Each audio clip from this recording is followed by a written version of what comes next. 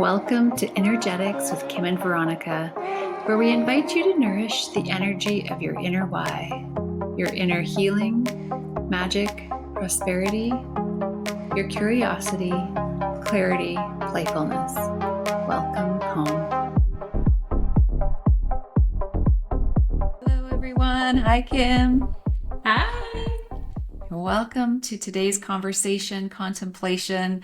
We like to imagine that we're all sitting at a table or around a fireplace or around a living room together, just diving into a lovely conversation together, side by side, inviting you to listen in to receive this conversation with curiosity, imagining, knowing that there is something here for you, even if what we're talking about in the topic is very familiar to you. There's always a new nuance or a piece of gold that is here for you. So welcome and inviting you to listen as though you're listening to the information for the first time. And today, Kim, let's talk about narrative. So of course, in this podcast series, we're diving into energetics. So the inner energy, the inner wiring, the inner play that we can do to realign, reconfigure, rewire our lives. And we've talked a lot about the different nuances of energy and how we can look at our inner energy and how the reconfiguration, the repositioning, the reassessment of it can really change our experience in our lives. And one of the things that has been, big for me as I've been on this journey for the last 20 years is the inner narrative and how much our inner narrative really drives our experience of what is happening right now, and also is critical to what we will be experiencing in the future. So there's what happens to us, and then there's the stories that we tell about it in our head. And so the more that we can become practiced at looking at the stories that we're telling and really considering other stories can dramatically change our life. And I have a really big story that I'd like to share if you're willing, Kim, unless you have anything else you'd like to chime in on at this point. No, I want to hear your story. So I was really exploring this concept. I really, Kim and I are really big on, okay, there's the concept and then there's the embodiment, right? So we take a concept and we implement and we play with it and we look at how it might work in our lives, and we either pick it up as something that we're going to walk with, or we say, no, this isn't for me. And maybe we pick it up again later if we throw it away, or we allow it to evolve. It's all about the embodiment. That's really where the true transformation comes from. It's one thing to talk about it and have great awarenesses and ahas through the conversation and contemplation, but it's the embodiment, picking it up and trying it on and playing with it, that really brings in the truth of it and molds our lives. So I was playing with the concept of the narrative very, very deep around the time that I had my daughter. So I had my daughter in 2017, and I had a normal pregnancy, and as soon as she was born, she came out and they said, she's not normal, right? I mean, those are the words that I heard, right? She's not normal. And my husband and I went through a very, a grieving process through that. We didn't know what it was. We didn't know what was up with her, but it was a very, very tough time, because you're both celebrating the birth of this child and also going through all of these emotions of how difficult it is to hear that your child's not normal. And so we went through all of the, when I think back on it, we went through all of the phases of grieving. We went through the denial. No, she's normal. We went through the denial. We went through the upset, the upheaval, all of it. And at the same time that I was going through all of the grieving, if you will, of her quote unquote not being normal, I was also really challenging myself to explore the narrative and looking at, why am I grieving this? What story am I telling myself about this? And what other narrative might be available to me here? And I really examined and explored and contemplated on, okay, well, what am I grieving? And what became clear is that I am just grieving the fact that I thought I would have a normal child, right? I went through all of my whole pregnancy and my whole planning of getting pregnant, assuming that my child would be normal. And what is normal? Which is a whole other podcast episode, but what is normal? But in that contemplation, it was like, okay, I was really aligned to the story that I was going to have a normal child, even though it's something that I never thought about. And here I have this child who is not normal. And I was grieving the loss of that identity, if you will, of being a mother of a normal child. And so I really looked at the story I was telling myself. I was feeling sorry for myself. I was, as much as I loved her and I was loving being a mom and loved everything about her, I still had that story that was playing out in my head of I wanted to be a normal child. I wanted to have a normal child. So not only was I looking at my own experience, but I also was starting to tell stories in my head about her and the challenges she might have in life and what that might mean for her to go through life not having a normal, not being quote unquote normal. And so the key point of the story is like the challenging myself to look at what other story might be available to me. And I spent some time in contemplation, really considering what other story might be available to me. If this is hurting me so much, if this is upsetting me so much, there must be something else available to me. There must be a way that my soul is seeing the situation that is different than, the way that I'm perceiving it right now. And I spent a period of time, and I don't remember how long, days or a week or whatnot, really contemplating what other perspective, what other narrative, what other story might be available to me right now. And I tried on different stories. And the one that really clicked for me was, and again, this is the point of this conversation is really the exploration and consideration of other narratives. But the one that ended up landing for me was that she, as a soul, chose to come into this life being not normal. And she knew that I would be able to create an environment through which she could thrive. And so she chose me as her mother to be the partner with her that would enable her to thrive through the choice that she made to come in differently. And that lit me up. So that is, it's the same circumstance, it's the exact same situation, but my narrative has now changed and I'm now lit up and embracing the situation and loving the situation because I've shifted my perspective and my narrative on it. I'm going to pause because I'm sure you've got lots of thoughts.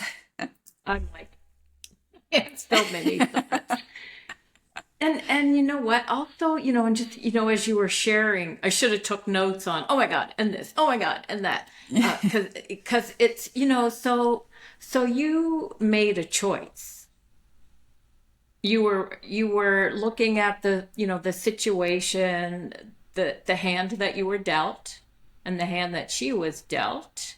And you could have stayed stuck in the narrative, in the story that you were making it all mean, right?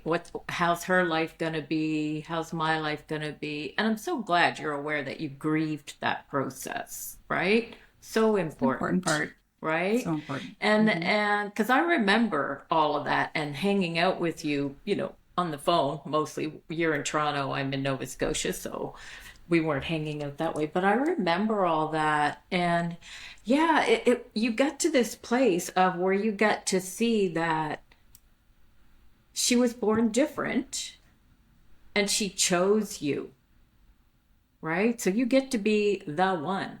You're the chosen one, right?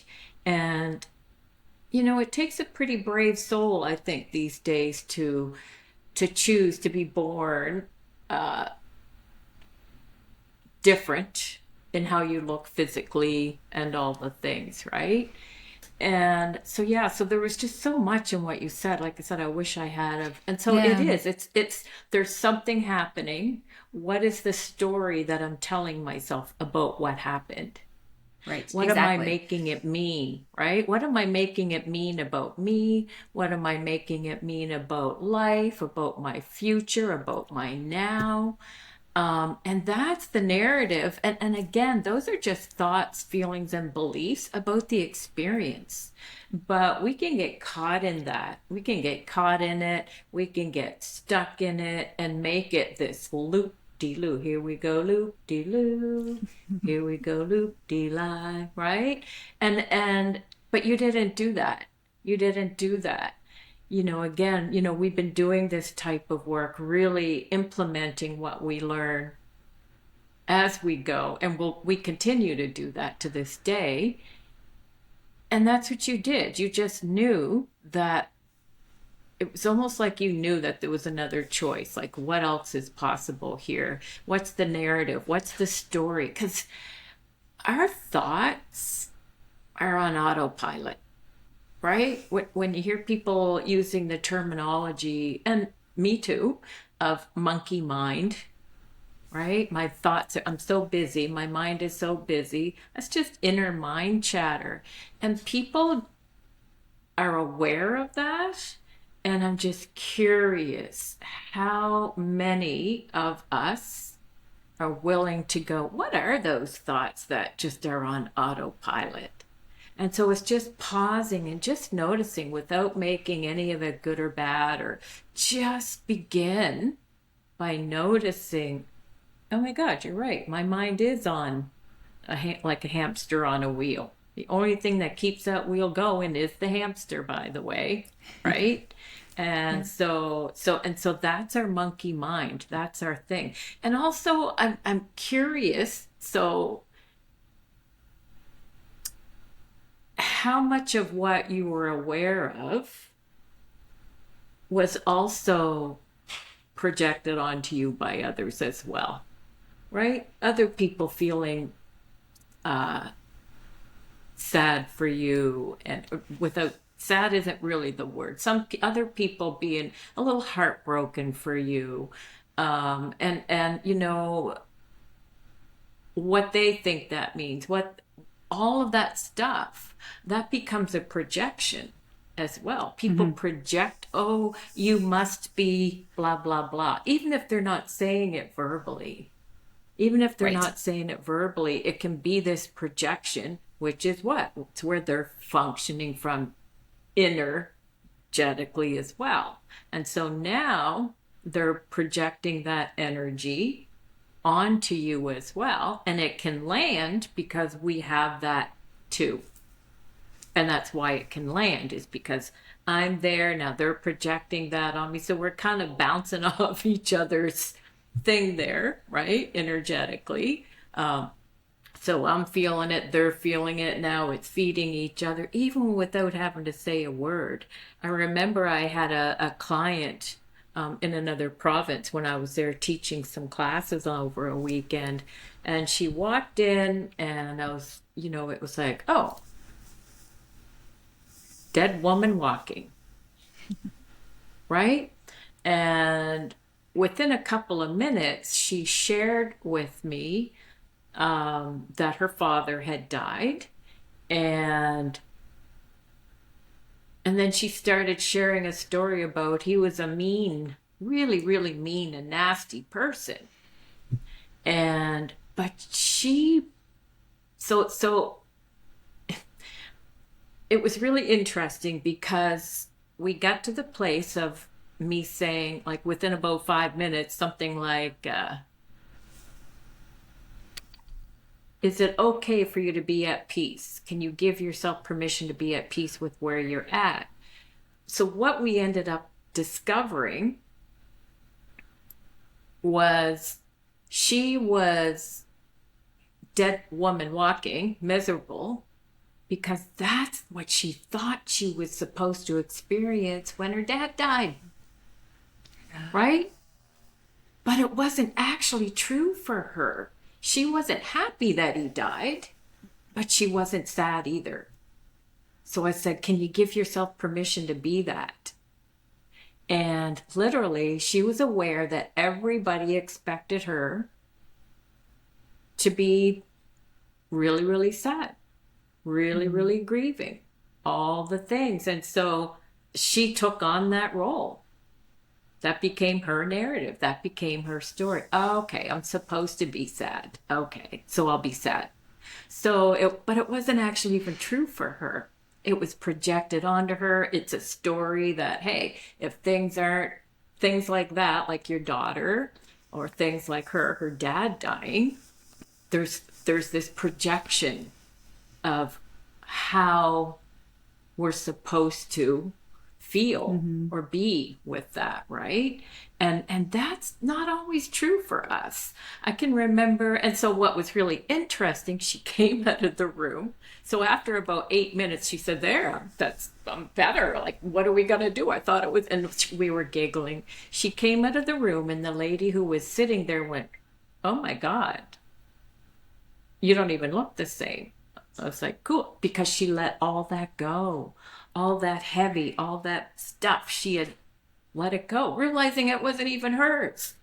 She took on because that's how she was supposed to behave when her dad dies and all the things, right? So she shows up at the class the next day, right?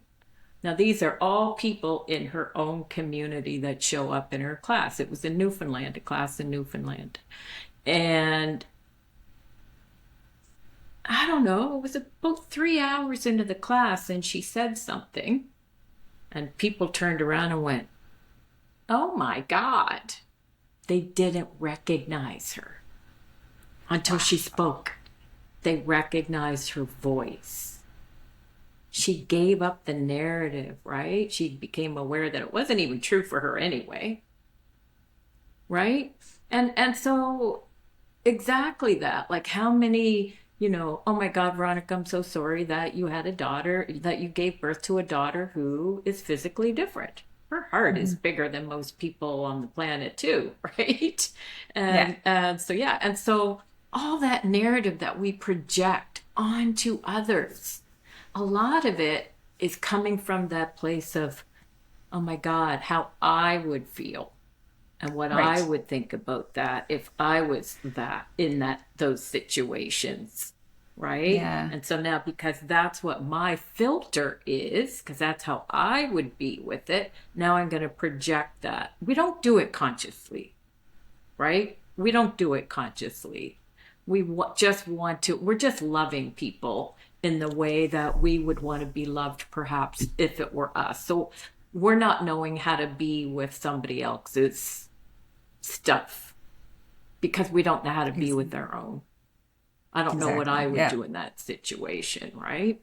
And so the narrative, I love this conversation. I had no idea where it was going to go, but that's what's fun about showing up on these calls. We don't have any idea where they're going to go until they go.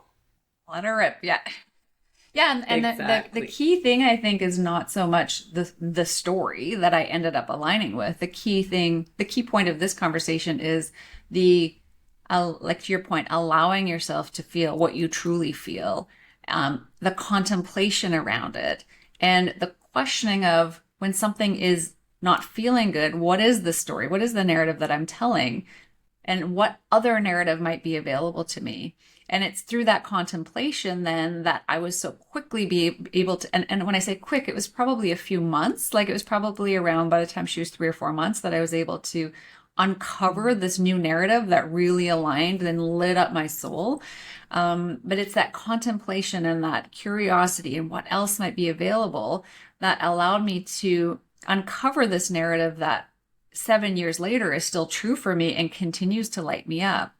And one thing I've often wondered is, and I don't know, I'll never know, but she's thrived. She's thrived for 7 years. And the amount of support that I've received, I always hear, in the Canadian system about how difficult it is and how you have to fight for resources and there's nothing available. And things just come to us all the time. And I wonder how much is because I've allowed that narrative to light us up. I've taken on the identity of creating that environment to allow her to thrive. And so does that open up the magic? Does that open up the possibilities that just flood to us? I'll never know, but maybe, right? That allows her to thrive. Like there's so many things that are just handed to us where I hear stories of other people having to fight and advocate and fight and advocate. And I wonder how much aligning to the truth of our situation and our dynamic and our narrative has allowed for the magic and possibilities to show up for us. Yeah, you know what? I mean, as you're sharing that, I mean, when you bring your awareness to that, those narratives can take up a lot of space. right? They take up a lot of space inside of us, in our hearts, in our mind, Mhm. all the different things, right? And so Yeah. it just makes sense to me that when you looked at the possibilities, and oh my God, you are so in love with your daughter. Like, my So in God, love. like it is so obvious. It is so obvious. And so, yeah, I And you know love what? Like hearing your seven years stories. in, 7 years in, if I was presented now with the option to go back and have a quote unquote normal child, I would not change a thing. Like it's been the most beautiful experience, the most beautiful journey, and I'm so grateful for it. Like I'm so grateful that she's different, right? And so it's the way it's meant to be, but allowing myself to find the narrative and the perspective to celebrate it is so it's so emancipating. It's been so transformative for me. And I'm so grateful that I've had that I had the awareness to challenge myself with the curiosity to find the right narrative. And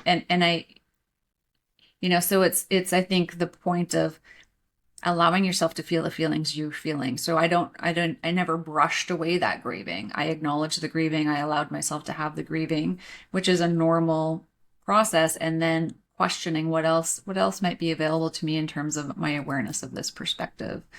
And yeah, and so it is a beautiful, it's the love of my life, and it's been a beautiful journey, and she's thriving, and we have a long life ahead of us, so we'll see how it all plays out. But I thought that it was a good example. Question. So, how did you get there? How did, like, was it all of a sudden you just became, okay, I'm done with this narrative now, this story? Now, when I say story, that's different for you than narrative, right? Like, so for me, the story, the narrative, the things I'm making it mean, that's kind of a little bit all the same. Is it all kind of the same for I think it's you? all the same. I think it's all the Okay, same. Yeah. cool. I Yeah. really just, it really was, it wasn't that I'd had enough of it. It just really was coincidentally at the same time I was playing with the concept of narratives. So, as I said at the beginning of the call, the way that you and I play with these different things and we try it on and we take it off, I was like, okay, well, this is an example where this is a situation where I could really explore the narrative, where I could explore a different narrative because it's hurting me so much. So let me try it. Let me try it Right. on and see what comes of it. That's really what it was. And so, I've looked at that in different areas of my life, like 2 years ago, completely different situation, but I had, a big tax bill that came to me, and it was like, oh, it didn't feel good. And all my stories about how, Hmm. nothing ever works out for me financially, and all those narratives came to mind. And so then again, I really challenged myself to say, okay, well, what else is possible here? And the narrative that came to me is that I am a woman who is tuning into to myself as a wealthy woman. And that comes with the in and out. And a wealthy woman, a wealthy person is able to navigate the big ups and the big downs. And so, again, it's a completely different situation, but it always starts for me with it doesn't feel good. There's something that doesn't feel good. So maybe there's another perspective here. If it doesn't feel good, Okay. yes, yes, I express the emotions and go through the emotions that are there because that is critical. But what else might be available to me here in terms of a perspective? Okay, so what I'm hearing you say and is that you noticed that there was something showed up and you had your feels about it, and then a story showed up about it. And then as soon as you noticed that, you were aware of all the thoughts and the monkey mind and all the stories that we make it mean about ourselves, about the thing, about the world. You just noticed that, oh my God, I got a lot of mind chatter here. I'm the hamster on the wheel right now. And again, Mm-hmm. the only thing that keeps that wheel going is the hamster. And yeah, and so you Yes, just put a and cog in mhm. that wheel. You kind of put that cog in the wheel, sorry. Yeah, you put the cog in the wheel that said, okay, what else is possible here? Right. And the universe kind of goes, ah, There. Let's show her possibility. She's aware of what she's creating here, and now she's putting the cog in the wheel, and she's kind of looking at the wheel and going, okay, what else is possible here? Hmm. What's again, we're such meaning making machines, right? We've got to make everything mean something, and for me, there's often I catch that before I have, like, it depends on the thing if I even need to go there. It just all of a sudden it can be like, because it does. I mean, in the beginning, yeah, it is a practice, right? It is a practice of noticing the monkey mind, right? Not making it wrong, not judging and not trying to stop it, but just noticing it and choosing something different to think about the situation or the possibilities, or even just asking the question, what else is possible here? What Hmm. else is possible? Right? Yeah. Yep. And often, at least for me, it starts with the feeling. And I'm not even aware of what story might be influencing that feeling. So it goes into the curiosity and the questioning of, okay, well, what is the story here? And so for the situation with my daughter, it took me some time to really uncover that, okay, the story is about, that I'm feeling sorry for myself because and I am grieving the fact that I didn't know that I was expected to have a normal child, but apparently I was, right? So, for me, it's just a Right. lot of questioning and yeah, self-discovery. So, Yeah.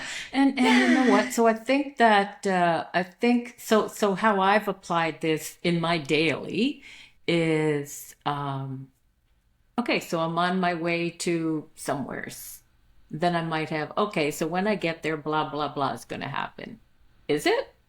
Is it? Or is that just mm, a story I'm telling myself? And if it is a story that I'm telling myself, then that's how I'm gonna show up energetically, right? And because I got that story, okay, when I get there, blah, oh yeah, she's just gonna be that again, right? She's always with me, right? And then I get there and I'm showing up energetically expecting that that's the vibe I am. And guess what's gonna show up? I'm gonna pull that. I'm gonna find that match within her, and yet then I get to be right. yep. Right? And so it's just starting to notice. So when I go to look at my bank account, it's like, oh no, right?